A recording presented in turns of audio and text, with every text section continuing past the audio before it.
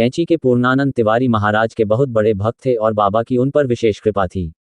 1971 में उनकी पत्नी का स्वास्थ्य धीरे धीरे बिगड़ता गया और एक दिन उनकी हालत गंभीर हो गई। तिवारी कहते हैं, उनके बारे में चिंतित होकर मैं बाबा को अपनी चिंता बताने के लिए आश्रम गया। महाराज खिड़की के सामने अपनी कुटी में अकेले बैठे थे। सूरज डूब रहा था। मैंने खिड़की के बाहर से उन्हें प्रणाम किया, कमरे में चला गया और उनके तख्त के पास फर्श पर उनकी पीठ की ओर मुंह करके बैठ गया। कुछ पल खामोशी से गुजरे, तभी बाबा अचानक पलटे और दो उठी हुई उंगलियां दिखाते हुए बोले, अभी 2 बच्चे और पैदा होने बाकी हैं।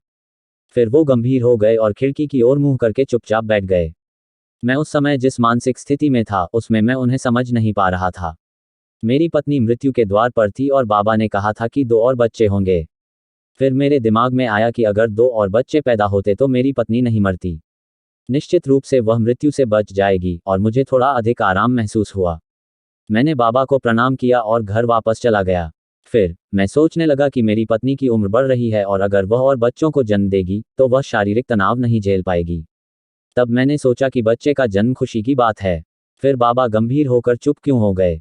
मेरे पास इस सवाल का कोई जवाब नहीं था और यह एक रहस्य बनकर रह गया। धीरे धीरे मेरी पत्नी ठीक हो गई। वह आगे कहते हैं, सितंबर 1973 में महाराज ने महासमाधि ले ली और उसी साल सर्दियों में मेरी पत्नी ने जुड़वा बच्चों को जन्म दिया। दोनों बच्चे सुंदर दिखते थे लेकिन वे मृत पैदा हुए थे। तब मुझे बाबा की चुप्पी का मतलब समझ आया। जय गुरुदेव।